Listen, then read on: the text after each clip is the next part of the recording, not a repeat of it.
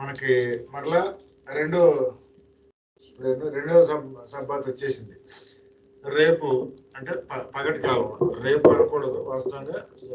ఇప్పటి నుంచి మనం రేపు సాయంకాలం వరకు సేమ్ డే, ఒకే రోజు. కాబట్టి పగలు మనకి హీబ్రూ క్లాస్ కూడా ఉంటుంది. కాబట్టి అందరూ నోట్బుక్స్ తీసుకుని పెన్సిల్ అన్నీ తీసుకుని చెప్పిన దాన్ని కొంచెం కంఠస్థం చేసుకుని 10 అక్షరాలు నేర్చుకున్నారు. చూడకుండా చెప్పేటట్టుగా, చూడకుండా రాసేటట్టుగా కొంచెం సిద్ధపడి రావాలని కోరుతున్నాను. అదేవిధంగా విశ్వాస జీవితంలో మనము బలంగా కొనసాగటానికి తగిన ఆత్మను దేవుడు మనకి అనుగ్రహించాలని, మరి మన ప్రాంతాల్లో మన దేశాన్ని రక్షణ మార్గంలో దేవుడు నడిపించాలని మనం ప్రార్థన చేద్దాం. మనము ద్వితీయోపదేశకాండము 1వ అధ్యాయము చివరిలో ఉన్నాం. కొంచెం మిగిలింది, చివరిలో కొద్దిగా మిగిలి ఉన్నది.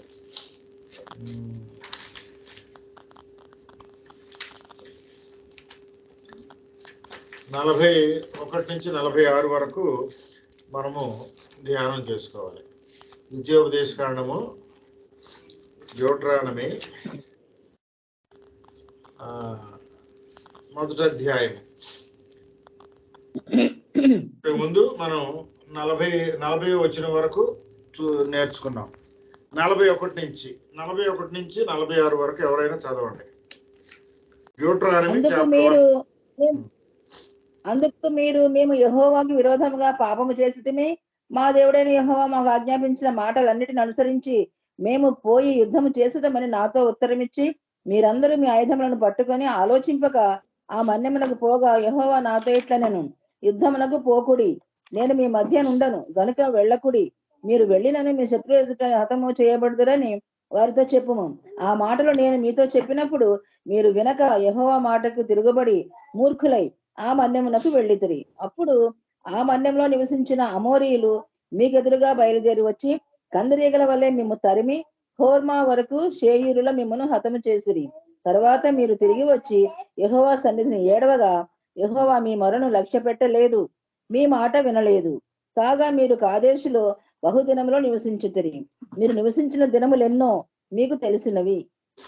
ఇక్కడ మనం బాగా గుర్తుపెట్టుకోవాల్సింది, మోషే రాస్తున్నాడు. Is describing what had happened. ఇంతకు ముందు ఏమి జరిగిందో మోషే వర్ణిస్తున్నాడు, డిస్క్రిప్షన్. కాబట్టి 40వ వచనంలో మనం అక్కడ ఏముంది, ఎర్ర సముద్రము మార్గముగా అరణ్యానికి ప్రయాణం చేయడని చెప్పినప్పుడు మీరు యెహోవాకు విరోధంగా మేము పాపం చేశాము అని చెప్పారు. తర్వాత యెహోవా మాకు ఆజ్ఞాపించిన మాటలన్నిటిని నేను అనుసరించి మేము పోయి యుద్ధము చేసేదమని నాతో ఉత్తరం ఇచ్చి, మీరందరూ మీ ఆయుధములు కట్టుకొని ఆలోచింపగా ఆ మన్యమునకు పోగా, దేవుని మాటనే వినకుండా against to the word of God they went for war. అక్కడికి వెళ్ళారు యుద్ధానికి. 42వ వచనంలో ఏమంటున్నాడు, అప్పుడు దేవుడు చెప్పిన మాట, యుద్ధానికి వెళ్ళొద్దు, డోంట్ గో అని చెప్తే ఏమంటున్నాడు ఆయన, నేను మీ మధ్య ఉండను. ఆ వచనం చూడండి ఎంత క్లారిటీ ఉందో. 42వ వచనం ఎంత దేవుడు ఒక మాట ఒకసారి చెబితే దానికి తిరుగు ఉండదు. ఆయన మరలా మాట మార్చడు. He will not change his word. మనం మారుస్తూ ఉంటాం కదా, అసలు నేను ఆ మాట అనలేదని పెద్ద అబద్ధాలు కూడా చెప్తూ ఉంటాం. కాబట్టి ఇక్కడ say unto them, go not up, don't go, మీరు వెళ్ళవద్దు. Neither fight, don't go and don't fight అని దేవుడు చెప్పిన విషయాన్ని గుర్తు చేస్తున్నాడు. He is remembering the words of Almighty God. దేవుడు వారి ఆ అరణ్య మార్గంలో, in the wilderness, what had happened, he is describing here. For I am not among you, నేను మీతో లేను, మీ మధ్యలో లేను. కాబట్టి మీరు యుద్ధానికి వెళితే ఓడిపోతారు. Will be defeated lest ye be smitten before your enemies. ఇక్కడ మనం గమనించాల్సింది ఏమిటి? దేవుడు మనకు తోడుగా లేకపోతే మనం ఓడిపోతాము, మనకు అన్ని అపజయాలే ఉంటాయి మన జీవితంలో. సో ఈ రోజున మనము విశ్వాస జీవితంలో మనము you have to question your self. నువ్వు ప్రశ్నించుకో. గత సంవత్సర కాలంలో మన జీవితంలో ఎన్ని మనము సాధించాము, అచీవ్మెంట్, లేదా ఎన్ని విజయాలు మనం సాధించాము, ఎన్ని ఓటములు ఉన్నాయి అని మనం గనక ఆలోచించుకుంటే మనకు అర్థమైపోద్ది. మనము దేవుని చిత్తానుసారముగా ఒక పనిని మొదలు పెడితే, దేవుడు మనకు తోడుగా ఉంటే, if God be with you, then you will be successful. నీకన్నీ జరుగుతాయి, మంచిగా జరుగుతాయి. Otherwise you will be defeated. నువ్వు ఓడిపోతావు. మన జీవితంలో మనం ఓడిపోతాం, అపజయాలు వస్తాయి. ఇది మనం గుర్తించాలి.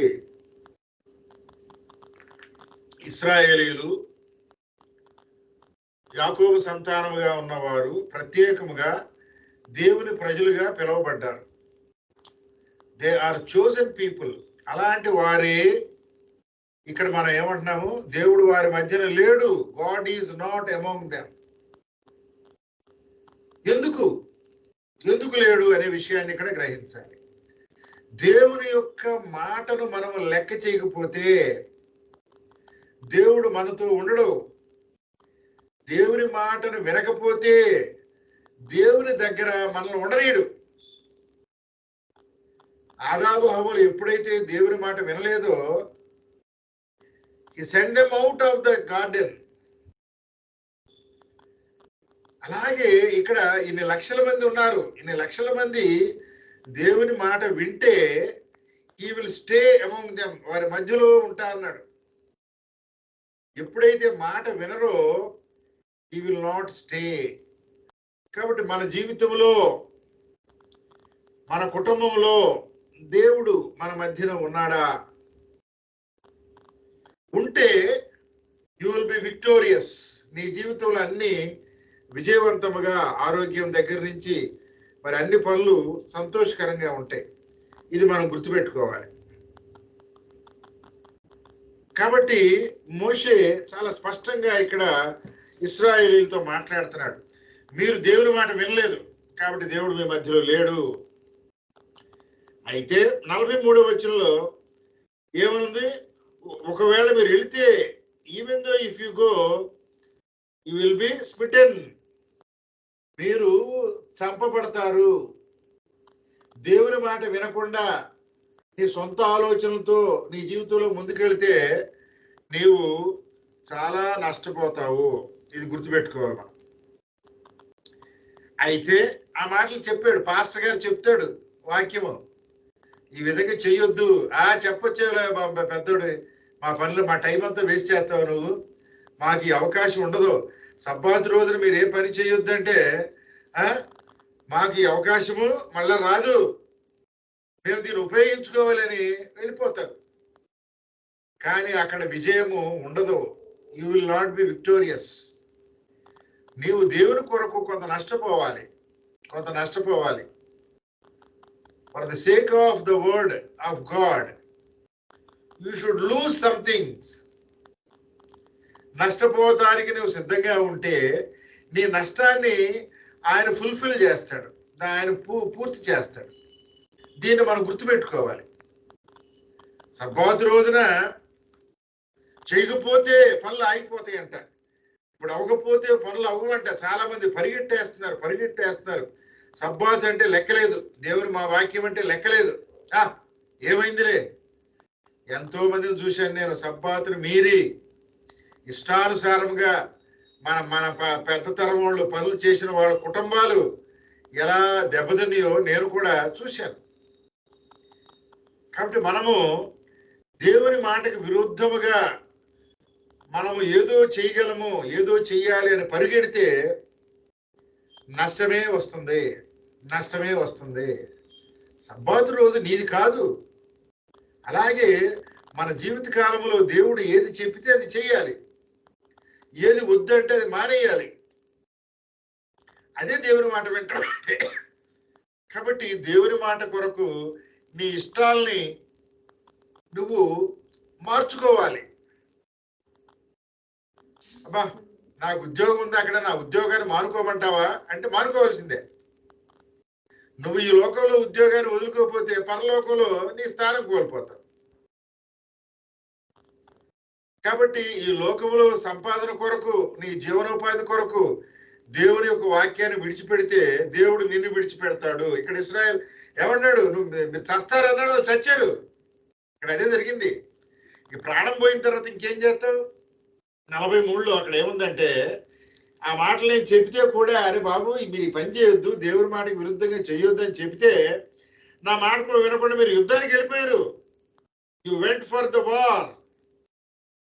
అప్పుడు ఆ అమోరీయులందరూ కూడా మిమ్మల్ని భయంకరంగా చంపి పడేశారు. You are defeated. నా మాట వినలేదు, నాయకుడి మాట వినలా. మోషే నాయకుడిగా చెప్పిన మాట వినకుండా ఇశ్రాయేలు ఏం చేశారు? యుద్ధానికి వెళ్ళిపోయారు. నాయకులు లేని జనులు చెడిపోతారు, నాయకుని మాట వినని జనులు చెడిపోతారు. కాబట్టి నాయకుడు సమాజం యొక్క మేలు కోరి మాట్లాడాలి, దేవుని యొక్క వాక్యానుసారంగా మాట్లాడాలి. కానీ నేటి నాయకులు ఎట్లా ఉన్నారు? సమాజం ఏం చెప్తే అది చెప్పేస్తాడు. చూడండి ఈ నాయకుడు ఎంత గొప్పడు, సమాజం ఏం చెప్తే అది చెప్పేస్తాడు.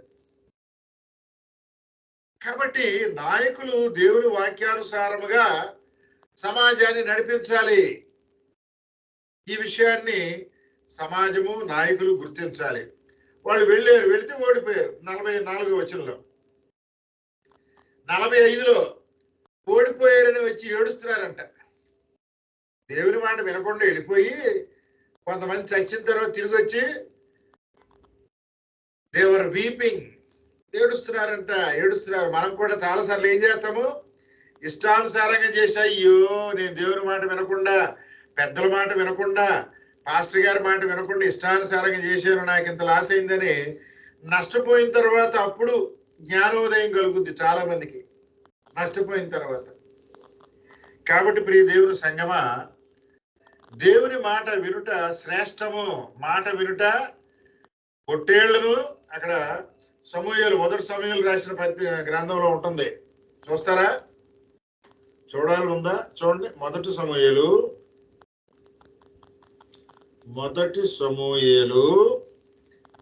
15:22 చదవండి. అందుకు సమూయేలు తాను సెలవిచ్చిన ఆజ్ఞను ఒకడు గైకొనుట వలన యెహోవా సంతోషించినట్లు ఒకడు దహన బలులను అర్పించుట వలన ఆయన సంతోషించిన ఆలోచించము. బలు అర్పించుట కంటే ఆజ్ఞని గైకొనుటయు, పొట్టేళ్ల క్రొవ్వు అర్పించుట కంటే మాట వినుటయు శ్రేష్టము. కాబట్టి ఏమంటున్నాడు దేవుడు? తాను సెలవిచ్చిన మాట ఒకడు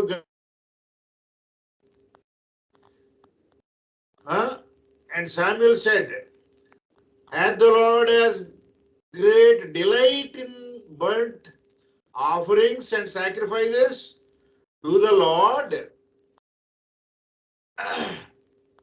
Delight in the burnt offerings. నీవు ఇచ్చే బలుల కోసం, నువ్వు ఇచ్చే చందాలు చూసి దేవుడు సంతోషిస్తాడా? నీవిచ్చే ఆఫరింగ్స్ చూసి దేవుడు సంతోషిస్తాడా అని అడుగుతున్నాడు. As in obeying the voice of the lord. నీవు దేవుని మాట వినకుండా, దేవుని ఆజ్ఞను వినకుండా నీవు దేవునికి లంచం ఇస్తే కుదురుతుందా? గుర్తుపెట్టుకోండి, చాలా మంది దేవునికి చందా ఇచ్చేస్తున్నాం కదా, మేము ఏమైనా చేయొచ్చు అనుకుంటారు. కుదరదు. Behold, to obey is better than sacrifice. నువ్వు ఇచ్చే చందా కంటే నీవు దేవుని సన్నిధి రావటమే ముఖ్యం. నేను కూడా చాలా మందిని విశ్వాసులు కోరుకుంటా. వాళ్ళు ఏదో నేను వెళ్ళినప్పుడు కొన్నిసార్లు చందా ఇచ్చేయాలని చూస్తారు. మీరు ఇచ్చే చందా నాకు వద్దండి అంట. నా మాటలు కొన్ని విని కొంతమంది అనుకోవచ్చు వీడు నిజంగా ఆ మాట అనుంటాడా అని. అది దేవునికి తెలుసు. నేను చందాలను లెక్క చేసే మనిషిని కాదు. నన్ను దేవుడు పోషించాలి, సంఘాన్ని దేవుడు నిలబెట్టాలి. కాబట్టి చాలా మంది అప్పుడప్పుడు ప్రార్థనకు వస్తూ చందా ఇచ్చేద్దామని చూస్తారు. కాబట్టి మీరు ఇచ్చే చందా ఒకవేళ ఏదో మొహవాడం కొద్దో విశ్వాసం కొద్దో ఇవ్వచ్చు, కానీ దానికంటే నువ్వు వారం వారం సబ్బాతును ఆచరించడం అనేది చాలా ప్రాధాన్యమైనది. To obey the word of God is more important. మనం దేవునికి ఏదో ఇస్తున్నావు అనుకుంటావు. దేవునికి నువ్వు ఏమిస్తావు? దేవునికి నువ్వేమి ఇవ్వగలవు? నీ డబ్బు కాదు, నీ హృదయాన్ని, నీ శరీరాన్ని. దేవుడు నీ హృదయాన్ని కోరుకుంటున్నాడు, నీ దేహాన్ని కోరుకుంటున్నాడు. ఆయన సన్నిధిలో నువ్వు స్తుతించాలని కోరుకుంటున్నాడు. ఆ పని చేయకుండా ఎక్కడెక్కడో తిరిగి వచ్చేసి నేనేదో చేసేస్తానంటే గాడ్ వోంట్ యాక్సెప్ట్. ఈ విషయాన్ని మనము బాగా గుర్తుపెట్టుకోవాలి. ఈ సమూయేలు 15:22 మనం బాగా గుర్తుపెట్టుకోవాలి. నేనేదో దేవునికి ఇస్తున్నాను అనుకుంటాం చాలాసార్లు. మంచిది, ఇవ్వటం మంచిది, నేను దాన్ని తక్కువగా మాట్లాడట్లా. But more than that, God wants your heart, your presence. కాబట్టి మనము దేవుని ఉద్దేశం ఏంటో, ఇక్కడ ఇశ్రాయేలీలు ఆ యుద్ధానికి వెళ్ళేటప్పుడు వాళ్ళు ఏమనుకుంటున్నారు? We can win, we're able to win. ఎందుకని? మేము చాలా బలవంతులు అనుకుంటున్నారు. అనేక విజయాలు మాకు వచ్చినాయి కదా, ఇది కూడా మేము గెలుస్తాం అనుకున్నారు. కానీ అక్కడ గ్రహించాల్సింది ఏమిటి? నీ శక్తి చేత కాదు నువ్వు గెలిచేది. Your win is through the word of God. If it is the will of God, you can win this world. ఈ లోకాన్ని జయించాలంటే దేవుని చిత్తమై ఉండాలి. This is more important. ఓడిపోయారు. ఆఫ్టర్ డిఫీటింగ్ ఏమైందంట? వచ్చి ఏడుస్తున్నారంట. ఆ 45వ వచనంలో ఏమనుంది అక్కడ? Wept before the Lord. You wept before the Lord. వచ్చి ఏడుస్తున్నారు సిగ్గులే. అక్కడ మగవాడు ఎక్కడ ఏడుస్తాడు? సైనికుడు. ఎవడైనా సైనికుడు ఏడుస్తాడండి? సిగ్గులేనోడు ఏడుస్తాడు. పౌరుషం ఉన్న ఏ సైనికుడైనా యుద్ధంలో యుద్ధం చేస్తాడు, లేకపోతే చస్తాడు. Do or die. సైనికుడు అట్లాగే ఉంటాడు. తిరిగి వచ్చేసి ఏడుస్తున్నారంటే ఏంటి? చేతగాని విధవల్లాగా ఉన్నారు వీళ్ళు. మనము కూడా చాలాసార్లు ఏం చేస్తాము? విశ్వాస జీవితంలో పౌరుషం లేకుండా జీవిస్తాం. దేవుని పనిలో పౌరుషం లేకుండా ఉంటే ఇదిగో ఈ స్థితిలో ఉంటాం. మనం చేతగాని వాళ్ళగా ఉంటాము. God won't accept you. నన్ను యాక్సెప్ట్ చేయడు. నా యొక్క సువార్త పరిచర్యలో నాకు ఇచ్చిన బాధ్యతను నేను పౌరుషంగా చేయకపోతే దేవుడు ఏమంటాడు? పోరా అవతలకి, యు ఆర్ యూస్లెస్ ఫెలో అంటాడు నన్ను. కాబట్టి దేవుని పనిని విశ్వాస జీవితంలో మనము పౌరుషంగా చేయాలి. తిమోతి ఏమంటున్నాడు? పౌలు తిమోతికి రాసిన పత్రికలో ఏం చెప్తున్నాడండి? గుర్తుందా? మొన్న ఈ మధ్యలోనే చూపించాను. Timothy, 1 Timothy chapter 2.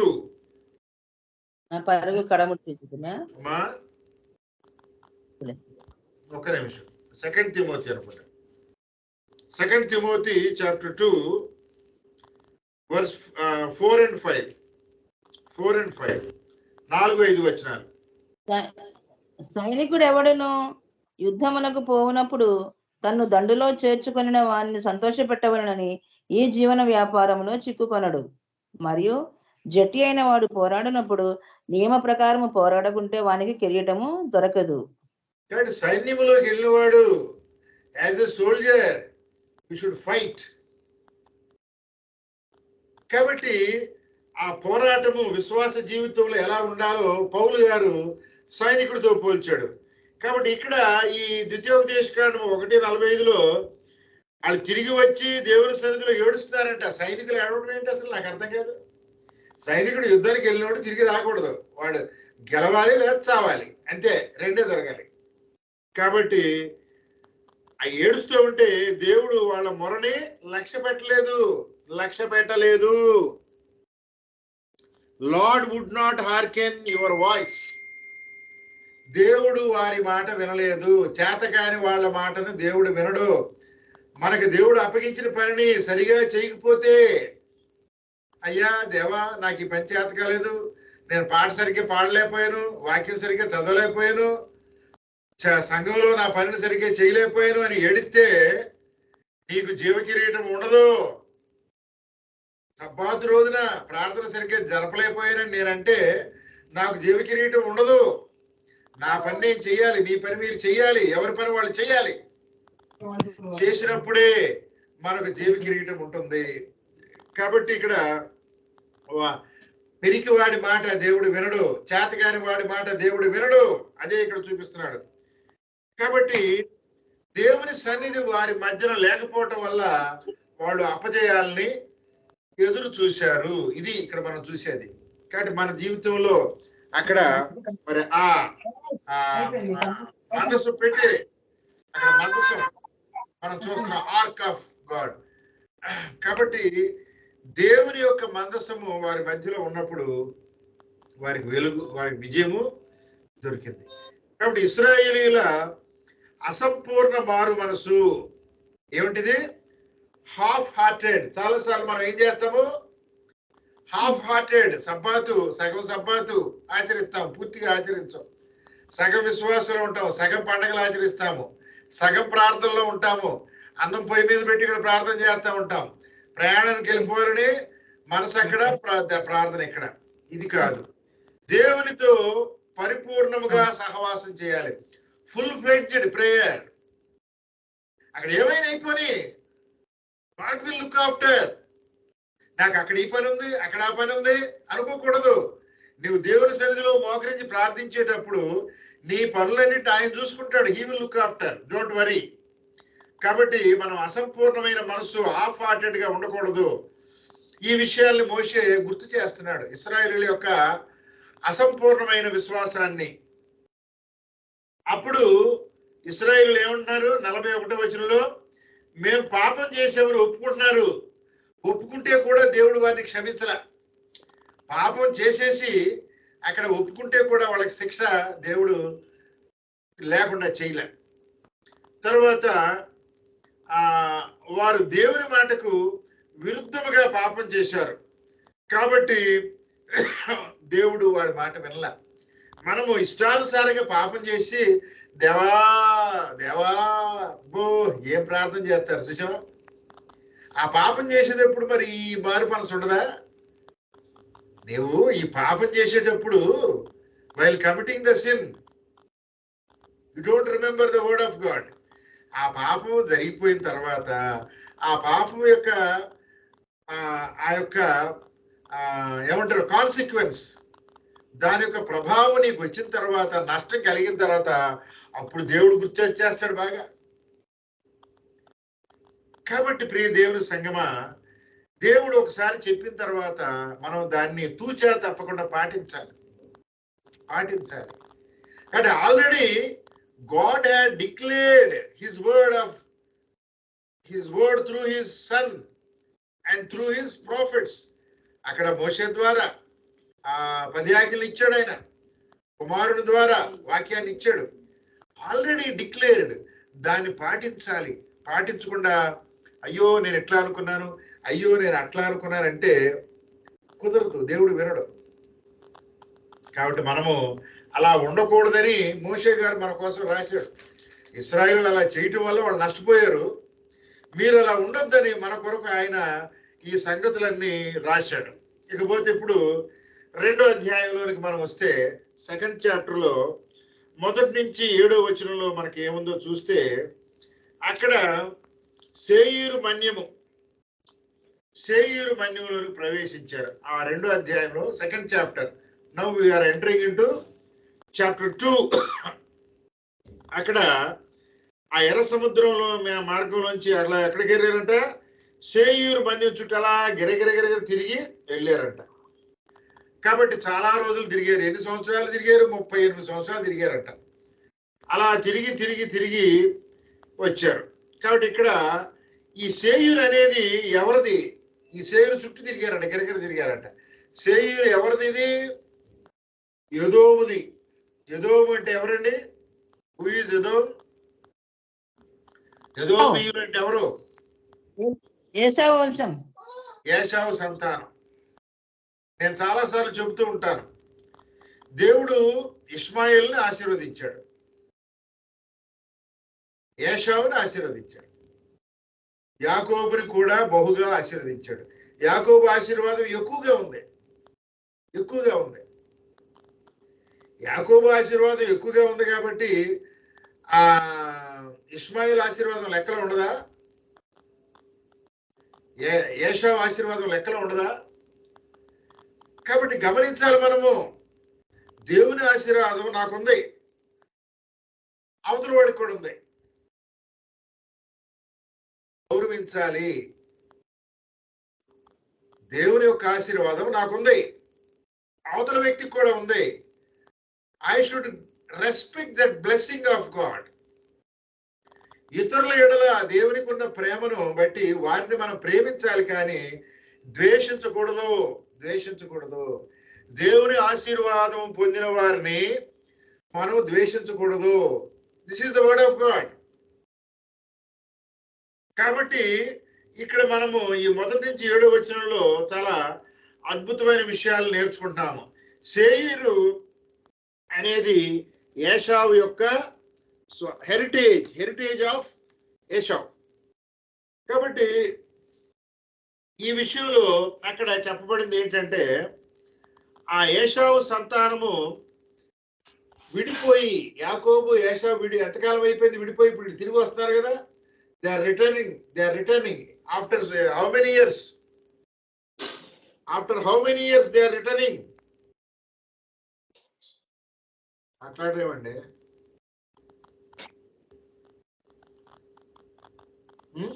400 సంవత్సరాల తర్వాత తిరిగి వస్తున్నారు. 400 సంవత్సరాల తర్వాత తిరిగి వస్తున్నారు వాళ్ళు. ఇప్పుడు మిమ్మల్ని ఒక ప్రశ్న అడుగుతా, మన పూర్వీకులు ఎక్కడ వాళ్ళు మీకు తెలుసా? మీకు ఎవరికైనా తెలుసా? ఇప్పుడు ఆ వనస్థలపురంలో వింటున్న వాళ్ళు ఉన్నారు కదా, మీ పూర్వీకుల వాళ్ళు ఎక్కడో తెలుసా? ఫర్ ఎగ్జాంపుల్, ఇప్పుడు అబ్రాం గారి సంతానం అంటే చాలా మందికి తెలుసు. మానుకొండ వారి సంతానం మా పెద్దమ్మ శారా సౌభాగ్య లక్ష్మి గారు, మా పెద్దమ్మ. వాళ్ళ అమ్మాయి ఉంది ఇప్పుడు వింటుంది కదా. వాళ్ళ తండ్రి గారి ఇంటి పేరు ఏంటి? మానుకొండ. మీ సొంత ఊరు ఏది? యువర్ హెరిటేజ్ ఎక్కడ? సాగపాడు. సాగపాడు మీ సొంతమా కాదా నీకు తెలుసా? తెలియదు. మీ నాన్నోళ్ళు మీ తాతోళ్ళు సాగపాడులో ఉండేవాళ్ళు, అంతకుముందు మనకు తెలియదు.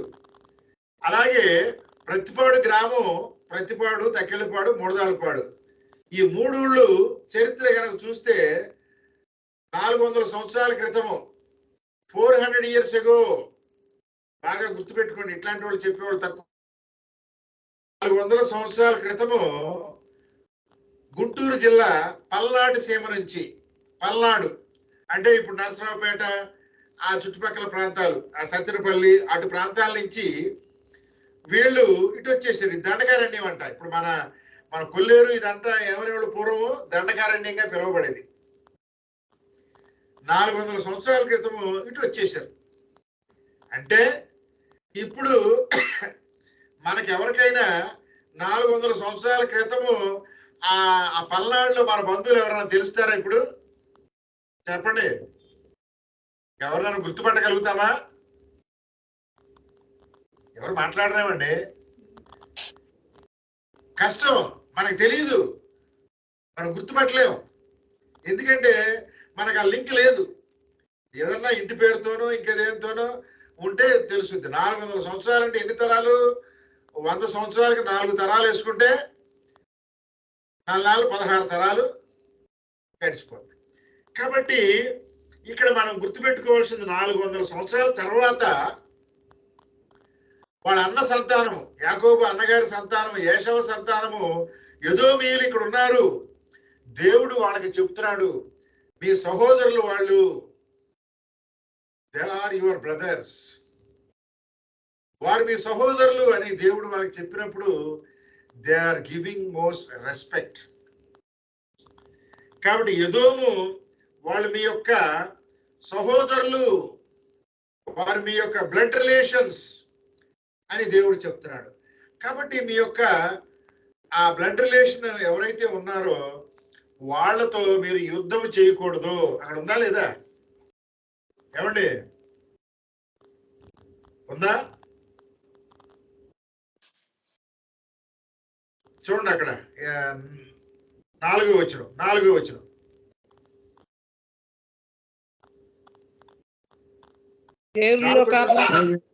ద్వితీయోపదేశకాండంలోనే, ద్వితీయోపదేశకాండం 2:4. చేయూరులో కాపురమున్న ఏశావు సంతానమైన మీ సహోదరుల పొలిమేరను దాటి వెళ్ళబోచున్నారు. వారు మీకు భయపడుదురు. మీరు మిక్కిలి జాగ్రత్తగా ఉండుడి. ఇంకా 5 కూడా వారితో కలహపడవద్దు. ఏలగా ఏశావుకు స్వస్థానముగా చేయూరు మన్యమును నేను ఇచ్చి ఉన్నాను గనుక వారి భూమిలోనిది ఒక అడుగైనను మీకు ఇయ్యను. నేను ఇచ్చి ఉన్నాను. దేవుడిచ్చాడు. ఇవాళ మనకి చాలా మందికి తెలియదు. ఇవాళ చాలా మంది అక్కడ ఇజ్రాయెల్ దేశం దగ్గర యుద్ధం జరుగుతూ ఉంటే exactly what is happening we don't know. అక్కడ ఏం జరుగుతుందో మనకు తెలియదు. తెలియకుండా ఈ క్రైస్తవులు అనే ఒక బిరుదు పెట్టుకున్న వాళ్ళు పెద్ద సపోర్ట్ ఇచ్చేస్తారు. వీళ్ళు ఇజ్రాయేలు ఏది చెప్తే అది రైట్ అంట, యూదులు ఏం చేస్తే అది రైట్ అంట. ఈ క్రైస్తవుడు చెప్తున్నాడు మంచిది, ఇశ్రాయేలు ఏది చేస్తే అది రైట్ కదా. మరి ఇశ్రాయేలు సబ్బాతును ఆచరిస్తున్నారు, ఆ సబ్బాతు నువ్వు ఎందుకు గైకోనరా అంటే దానికి మాత్రం సమాధానం చెప్పడు. ఈ ఆదివారం ఆచరించేవాడు సోకాల్డ్ క్రైస్తవుడు ఎవరైతే ఉన్నారో, హూ ఈస్ ఫాలోయింగ్ సండే, అక్కడేంటో ఇజ్రాయేలీని గుడ్డిగా సపోర్ట్ ఇస్తాడు. మరి సబ్బాతు విషయంలో మాత్రం ఇజ్రాయేల్ ఆచరించేది చేయడు. ఇది దొంగ క్రైస్తవత్వం అంటే. కాబట్టి ఇక్కడ మనం గమనించాల్సింది ఏంటి? ఎదోము సంతానానికి, ఏశావు సంతానానికి ఏదైతే భూమి ఇవ్వబడిందో ఆ భూమిని ఎవరిచ్చారు? ఆ భూమిని ఎవరిచ్చారు? 5వ వచనం ఏం చెప్తుంది? I have given Mount Seir unto Esau for a possession. నేను దేవుడిగా నేనిచ్చారని సర్వోన్నతుడైన దేవుడు చెప్తున్నాడు. ఒకవేళ ఈ రోజుని ఆ భూమిలోకి ఇశ్రాయేలీయులు ఇవాళ ఈ రోజున ఒకవేళ వెళ్ళి యుద్ధం చేస్తే దాన్ని మనం సమర్థించవచ్చా? Can you support? చెప్పండి నాకు వెంటనే మీరందరూ. దేవుడు ఎదోమీయులకి ఒక భూమి ఇచ్చేశాడు, ఆ భూమి వాళ్ళది, మీరు దానిలోకి వెళ్ళకూడదని దేవుడు కొన్ని వేల సంవత్సరాల క్రితం ఇశ్రాయేలుకి ఆజ్ఞాపించాడు. ఈ రోజున ఒకవేళ నేను వాళ్ళు వెళ్ళారని నేను చెప్పట్లా, నేను బ్లైండ్ గా చెప్పట్లేదు. ఒకవేళ వెళితే ఏదైతే ఈ సేయూరు మన్యము ఎదోమీయులు ఉండే ప్రదేశం ఉందో ఆ ప్రదేశంలోనికి ఇశ్రాయేలు వెళ్ళి యుద్ధం చేస్తే దాన్ని మనం సమర్థిస్తామా? సమర్థించుకోవాలి. అలాగే ఇష్మాయేలు కూడా దేవుడు ఇచ్చాడు. ఇష్మాయేలు కొంత భూమి ఇచ్చేసాడు దేవుడు, వాళ్ళు నివసించడానికి ఇచ్చాడు. దాని మీదకి వెళ్ళి ఇశ్రాయేలు యుద్ధం చేయడం కూడా తప్పే. కాబట్టి మనము నాకు తెలిసినంత వరకు అప్పుడు ఆడెవడు ఇప్పుడు జోర్డాన్ చూసారా? జోర్డాన్ నాకు తెలిసినంత వరకు జోర్డాను ఎదోమీయులు ఉంటారని నేను అనుకుంటున్నా, నా భావన. I don't know exact it is 100% correct or not. కాబట్టి మనము ఆ ఎదోమికి ఇచ్చిన భూమిని నువ్వు ఆక్రమించకూడదని దేవుడు ఆజ్ఞ ఇచ్చాడు. ఒకవేళ దాని ఈ రోజున వాళ్ళు మీరితే ఈ రోజు కూడా మీరిన తప్పే. కాబట్టి ఇక్కడ ఈ 4-5 వచనాల్లో మనం చాలా స్పష్టంగా చూస్తున్నాం, ఏశావు సంతానము దాటి వెళ్తున్నారు మీరు, వాళ్ళు బలహీనులుగా ఉన్నారు, they are in a weaken position. Edomites are in a weaken position. కాబట్టి డోంట్ డూ వార్, వాళ్ళతో యుద్ధం చేయొద్దు అని దేవుడు స్పష్టంగా చెప్తున్నాడు. కాబట్టి దేవుడు ఏశావు సంతానాన్ని ఆశీర్వదించాడు, వారితో యుద్ధం చేయొద్దని ఇశ్రాయేలుతో చాలా స్పష్టంగా చెబుతూ ఏమంటున్నాడు,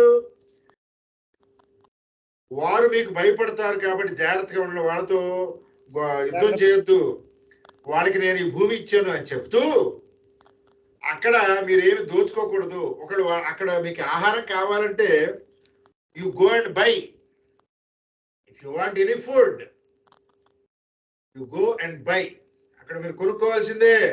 దౌర్జన్యంగా, ఎందుకని మీరు లక్షల మంది ఉన్నారు, వాళ్ళు తక్కువ మంది ఉన్నారు, బలహీనులు వాళ్ళు, దౌర్జన్యంగా వాళ్ళ దగ్గర తీసుకుంటాకి వీల్లేదు. అంటే వాక్యం ఏమి చెబుతుందంటే ఈ రోజున భారతదేశంలో మెజారిటీ పీపుల్ మైనారిటీ పీపుల్ అని చెప్తున్నారు. మెజారిటీ పీపుల్ గా ఉన్నారు, మైనారిటీ పీపుల్ మీద దౌర్జన్యం చేయకూడదు అని వాక్యం చెబుతుంది. తక్కువ సంఖ్య ఉన్న వాళ్ళ మీద ఎక్కువ సంఖ్య ఉన్న వాళ్ళు దౌర్జన్యం చేయటం వాక్యానికి విరుద్ధం. వాళ్ళ సంఖ్యాపరంగా తక్కువ ఉన్నా కానీ ఎవరి హక్కు వారిది. They should enjoy their right because those rights are given by almighty God. మనం ఇచ్చినవి కాదు వాళ్ళకి హక్కులు.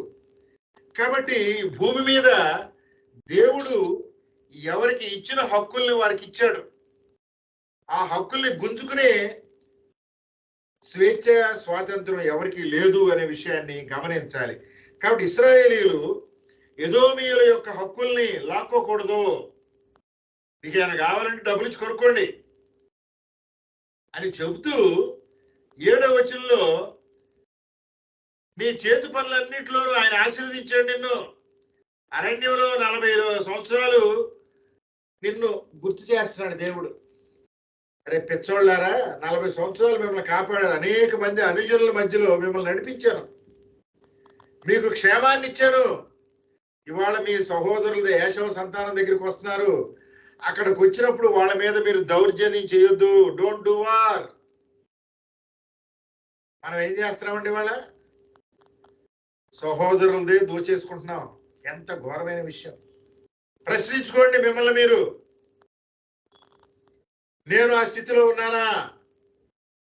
నా యొక్క రక్త సంబంధీకులది ఆస్తులు కానీ వాళ్ళ యొక్క మరి ఏదైనా విషయాల్లో నేను అన్యాయంగా ప్రవర్తించానా, నేనేమైనా దోచుకున్నానా అని మనల్ని మనం ప్రశ్నించుకోవాలి. ప్రియ దేవుని సంగమా, మన యొక్క రక్త సంబంధీకులది లేదా మన సంఘములో ఉన్న వారిది, మన విశ్వాసంలో ఉన్న వారిది మనం దోచుకోకూడదు.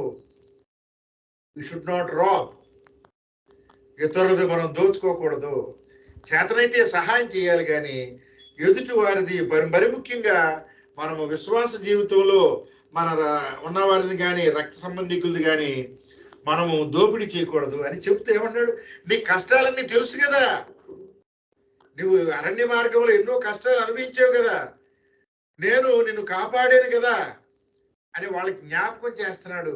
మనము కూడా దేవుడు మన విషయంలో మన జీవిత కాలంలో ఆయన ఎన్నో మేలు చేశాడు, వాటిని గుర్తు తెచ్చుకోవాలి. నాకు కూడా ఒక రోజున అన్నం లేదు కదా, నేను కూడా దీనస్థితిలో ఉన్నాను కదా, నాకు కూడా మరి షెల్టర్ లేని స్థితిలో ఉన్నాను కదా అని మన యొక్క పూర్వపు స్థితిని జ్ఞాపకం చేసుకోవాలి. ఒకవేళ నీకు బాగా ఉందేమో, మీ తాతలు ఎట్లా ఉన్నారు, మీ ముత్తాతలు ఎట్లా ఉన్నారు గుర్తెచ్చుకోవాలి మనం. అందుకే పితరులను జ్ఞాపకం చేసుకోవాలి. You should remember your ancestors. మన యొక్క పితరులు ఏ విధంగా జీవించారు. కొంతమంది మంచిగా ఉండొచ్చు, కొంతమంది పేదరికంలో ఉండొచ్చు. మనం ఎక్కడి నుంచి వచ్చాము, మన మూలాలు, మన రూట్స్ మనం తెలుసుకోవాలి. అప్పుడే మనము నిజమైన మానవునిగా ఉంటాము. కాబట్టి ప్రియ దేవుని సంగమ, వాక్యము చాలా స్పష్టంగా తెలియజేస్తుంది. నీ మూలాలు మర్చిపోవద్దు, నీ పూర్వీకులు మర్చిపోవద్దు అని చెప్తుంది. కాబట్టి నీ యొక్క సహోదరులైన ఏశావు సంతానము అక్కడ ఉన్నారు, వాళ్ళని దాటి వెళ్ళేటప్పుడు వాళ్ళతో జాగ్రత్తగా ప్రవర్తించు, వాళ్ళతో యుద్ధం చేయొద్దు, నీకేమైనా కావాలంటే వాళ్ళ దగ్గర కొనుక్కో, దౌర్జన్యంగా తీసుకోవద్దని వార్నింగ్ ఇచ్చాడు కదా. కాబట్టి 8వ వచనం చదవండి, 8వ వచనం చదవండి. 8. అప్పుడు షేరులో నివసించు ఏశావు సంతానము వారైన మన సహోదరులను విడిచి ఏలతు, యెసోగ్నెబెరు, ఆరాబా మార్గం నుండి మనము ప్రయాణం చేస్తేమి. కాబట్టి అలా వాళ్ళు ఏశావు సంతానం నివసించిన ప్రదేశాన్ని దాటి వెళ్ళారు. They have passed through the area of CAIR. కాబట్టి వాళ్ళకి ఎటువంటి హాని చేయకుండా మనం వచ్చాం కదా అని మోషే గుర్తు చేస్తున్నాడు. వాట్ హ్యాడ్ హ్యాపెండ్ ఆల్రెడీ, మనము దేవుని మాట గైకొన్నాం కదా అని గుర్తు చేస్తున్నాడు. మన తాతలు ఈ విధంగా చేశారు కదా అని మనం గుర్తు తెచ్చుకోవాలి. మన తాతోళ్ళు వాక్యాన్ని ఉన్నదన్నట్టు ఆచరించారు కదా అని మనం గుర్తు తెచ్చుకోవాలి. అప్పుడే మనం చేస్తాం. కాబట్టి ఇక్కడ మనము దేవుని యొక్క మాటల్ని ఆచరించే వారిగా ఉన్నామా, మన ఇష్టానుసారంగా జీవిస్తున్నామా?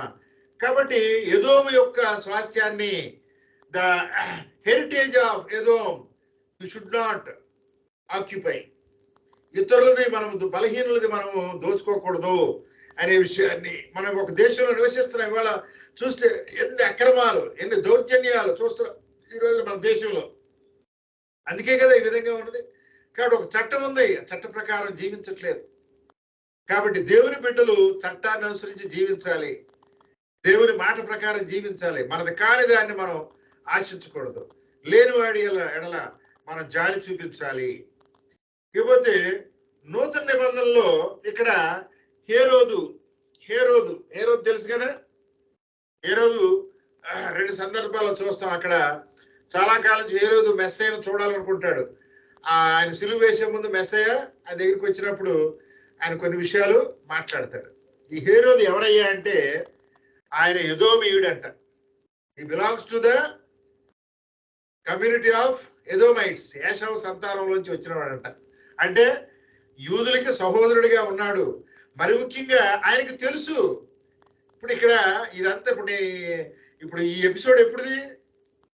ఇప్పుడు మెస్సయ్య ఎపిసోడ్ ఎప్పుడుది? ఇప్పటికి 2000 సంవత్సరాల క్రితం మెస్సయ్య ఎపిసోడ్. అంతకుముందు సుమారుగా 1500 సంవత్సరాల క్రితము లేదా 2000 సంవత్సరాల క్రితం జరిగింది. ఏది? ఇశ్రాయేలు 1500 సంవత్సరాల క్రితం ఇశ్రాయేలీలు ఐగుప్తు నుంచి ప్రయాణం చేసి కనాను వచ్చారు. అంటే ఇప్పటికి 3500 సంవత్సరాల క్రితం మాట ఇది. అయితే మెస్సయ్య జీవించిన కాలంలో హేరోదుకి తెలుసు, హేరోదుకి తన సంతానం ఏంటో తెలుసు, తను ఎక్కడి వాడో తెలుసు. అందుకనే యూదులతో స్నేహముగా ఉండాలని ప్రయత్నం చేసేవాడు. యూదుల యొక్క విశ్వాస జీవితాన్ని తెలుసుకోవాలని ప్రయత్నం చేసేవాడు. ఇది చరిత్రలో మనం చదువుకుంటే తెలుస్తుంది. బైబిల్ గ్రంథంలో ఇవన్నీ వ్రాయబడలేదు, ఇతర పుస్తకాల్లో మనం చదివితే తెలుస్తుంది. కాబట్టి ఎదోమీయుడు, ఈ హేరోదు ఎదోమీయుడిగా ఉన్నాడు అనే విషయాన్ని ఇక్కడ మనము గుర్తు తెచ్చుకోవాలి. తర్వాత అతడు యూదులు ఇతన్ని బాగా ద్వేషించేవాళ్ళంట. యూదులు హేరోదుని ఎక్కువగా ద్వేషించేవాళ్ళు. కానీ అతడు యూదులతో ప్రేమగా ఉండాలని, వారి గౌరవాన్ని పొందాలని ఎంతగానో ఆశపడేవాడంట. అంటే వాళ్ళు అన్ని 100 సంవత్సరాలు గడిచినప్పటికి కూడా ఆ ఎదోమీయులు ఇశ్రాయేలీయుల ఎడల వాళ్ళు మా సహోదరులు అనే భావాన్ని కలిగి ఉన్న విషయాన్ని హేరోదు సందర్భంలో ఇక్కడ మనము గుర్తు చేసుకుంటాము. చూసారా, కొన్ని వందల సంవత్సరాలు గడిచినప్పుడు కూడా బ్లడ్ రిలేషన్ వాళ్ళు మర్చిపోకుండా ఉన్నారు. కాబట్టి మనము మన యొక్క రక్త సంబంధీకుల ఎడల మనము ప్రేమను కనపరచాలి అనే విషయాన్ని మనము చూస్తున్నాం. వారితో మరి వారి భూమిని మీకు ఎవరు అని దేవుడు చెప్తున్నాడు. వచనం 5వ వచనంలోనా చూడండి, 5వ వచనంలో వారి భూమిలోనిది ఒక అడుగైనను మీకు ఎవరు అంటున్నాడు. వారి భూమి మీకు ఎవరు అని చెప్తున్నాడు దేవుడు. కాబట్టి ఎదోమీయులకు ఇచ్చిన భూమి వారిదే. కాబట్టి ఇశ్రాయేలీలు ఇతరుల భూమిని ఆక్రమించకూడదనే విషయాన్ని దేవుడు ముందుగా నేర్పించాడు. అంటే ఇశ్రాయేలుకు నేర్పించిన దేవుడు మనకు కూడా నేర్పిస్తున్నాడు. వారికి వాగ్దానం చేయబడిన భూమిని మాత్రమే పొందాలి. దేవుడు మనకి 100 గజాలే ఇచ్చాడు, నాకు చిన్న ఇల్లే ఇచ్చాడు, అవతలోడికి పెద్ద ఇల్లు ఇచ్చాడు. కాబట్టి ఏదో విధంగా నేను కూడా అక్రమం చేసి వాడి ఇల్లును ఆక్రమించుకోవాలి. ఇదేగా ఇవాళ అధికారులు చేసేది, రాజకీయ నాయకులు చేసేది, దౌర్జన్యం చేసేది. కాబట్టి మనకున్న దానిలో తృప్తి కలిగి జీవించినప్పుడు మనము దేవుని బిడ్డలుగా ముందుకు కొనసాగుతాం. తర్వాత వాళ్ళు డబ్బుతో ఆహారాన్ని కొనుక్కోవచ్చు, మరి ఎదోమీయుల్ని గౌరవించాలి అని చెప్తున్నాడు. తర్వాత బలహీనుల ఎడల వాళ్ళు మంచి ప్రవర్తనని చూపించాలి అనే విషయాన్ని ఇక్కడ మనము చూస్తున్నాం. తర్వాత 8 నుంచి 15 వచనంలో కనుక చూస్తే ఇక్కడ వరకు సేయీరు ప్రయాణాన్ని మోషే గుర్తు చేసుకున్నాడు. ఏది 1 నుంచి 7 వచనాల వరకు హి వాజ్ రిమెంబరింగ్ అబౌట్ ఎదోమైట్స్, ఏదో సేయీరు భూమిని గుర్తు చేసుకున్నాడు. 8 నుంచి 15 వచనాల్లో ఈజ్ రిమెంబరింగ్ మోయాబ్. మోయాబు అంటే మోయాబీయులు అంటే ఎవరు?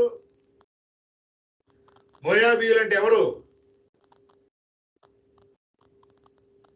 ఏమిటి మీరు ఇలా మర్చిపోతే నేను ఇవన్నీ ఎట్లా గుర్తు చేయాలి?